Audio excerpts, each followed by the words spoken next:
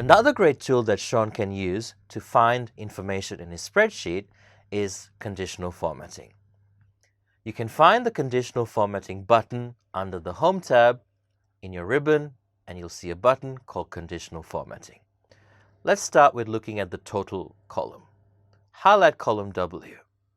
Now click on Conditional Formatting. There's a few options. We'll start with Highlight Cell Rules. Click on Greater Than. Now, Excel will default with a number there, don't stress. You can, of course, edit it.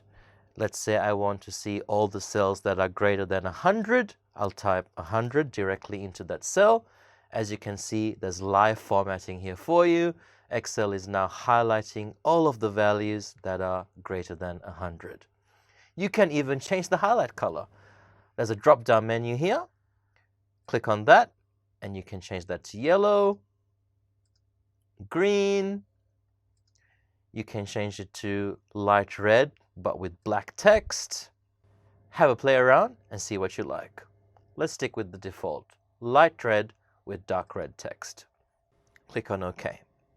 Whenever you want to get rid of your conditional formatting, click on Conditional Formatting and click on Clear Rules.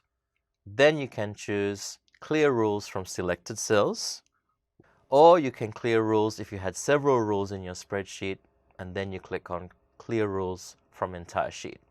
Let's click on Clear Rules from selected cells, and your conditional formatting has disappeared.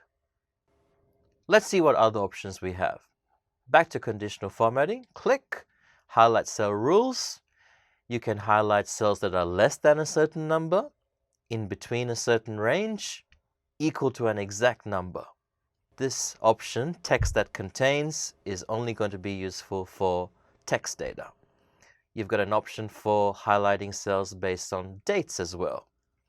Let's try Text That Contains, which means I need to highlight a column that contains text. I'm going to highlight the Account Manager column. Click on Conditional Formatting, click on Highlight Cell Rules, click on Text That Contains. Let's say I want to see all the instances of Radhya. Type that in, and you can see that every instance of Radhya Staples has been highlighted in your spreadsheet. Click on OK.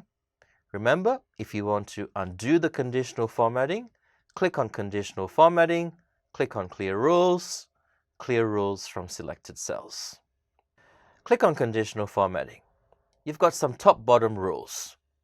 Top 10 items, top 10%, bottom 10 items, bottom 10%, above average, below average. So the top-bottom rules are not going to work on text data. I'll need to choose total sales or some numeric data to apply these conditional formatting rules.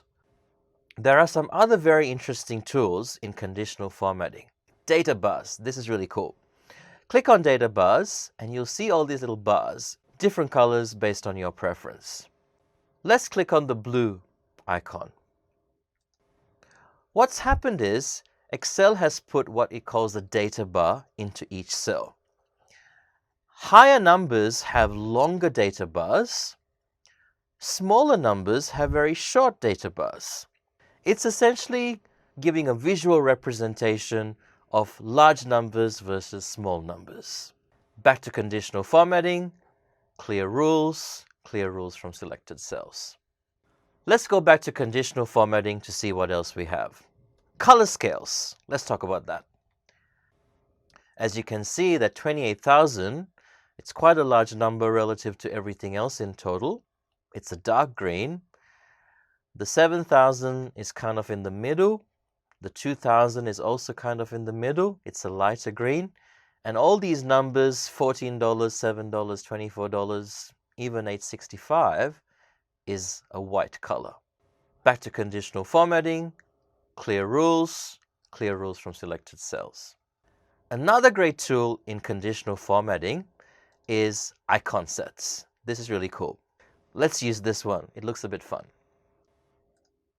As you can see, some of the numbers have turned into hashes, so we'll need to fit the column width. Okay, what's happened here? Larger numbers, you can see the bars full. Medium numbers, you can see 3 bars or 2 bars. and the smallest numbers you can only see one bar. Again, it's a great visual representation of numerical data rather than the numbers itself, if you want to get a quick overview of what you have. So as you have seen, there are several different ways you can conditionally format your data. Have a play around with data bars, color scales, and icon sets.